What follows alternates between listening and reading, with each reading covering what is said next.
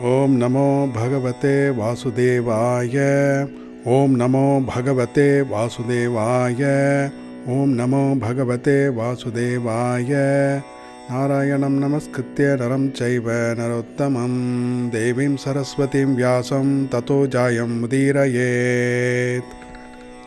श्रीप्रजापतिरुवाच नमः परायावितथानुभूतये गुणत्रयाभासनिमित्तबन्धवे अदृष्टधाम्ने गुणतत्त्वबुद्धिभिर्निवृत्तमानाय ददे स्वयंभुवे।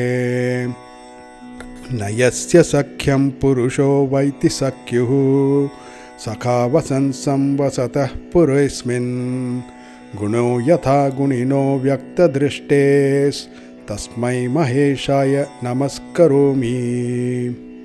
देहोऽसवोक्षा मनवो भूतमात्राम् आत्मानमन्यं च विदुः परं यत् सर्वं पुमान् वेद गुणांश्च तज्ञो न वेद सर्वज्ञमनन्तमीढे।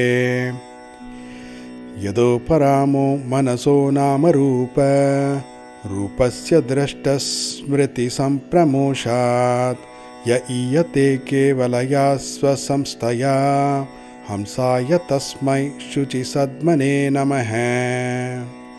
मनीषिणोऽन्तर्हृदि सन्निवेशितं स्वशक्तिभिर्नवभिश्च त्रिवृद्धिभिः वह्निं यथा दारुणि पाञ्चदश्यं मनीषया निष्कर्षन्ति गूढम्।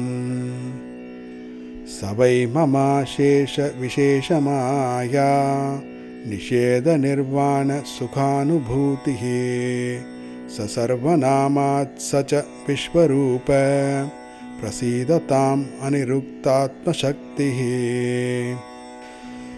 यद्यन्निरुक्तं वचसा निरूपितं दियाक्षभिर्वा मनसोतयस्य मा भूत्स्वरूपं गुणरूपं हि तत्तत् स वै गुणापाय विसर्गलक्षणः। यस्मिन् यतो येन च यस्य यस्मै यद्यो यथा कुरुते कार्यते च परावरेषां परमं प्राक्प्रसिद्धं तद्ब्रह्म तद्धेतुरनन्यदेकम्। यच्छक्तयो वदतां वादिनां वै विवादसंवादभुवो भवन्ति कुर्वन्ति चैषां मुहुरात्ममोहं तस्मै नमोऽनन्तगुणाय भूम्ने। अस्तीति नास्तीति च वस्तुनिष्ठयोरेकस्तयोर्भिन्नविरुद्धधर्मणो अवेक्षितं किञ्चन योगसाङ्ख्ययोः समं परं ह्यनुकूलं बृहत्तत्।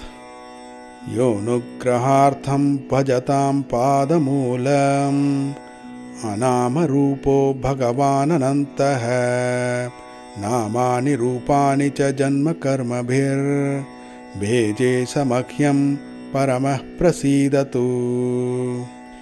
यः प्राकृतैर्ज्ञानपथैर्जनानां यथाशयं देहगतो विभाति यथानिलः पार्थ ममाश्रितो गुणं स ईश्वरो मे कुरुतां मनोरथम्।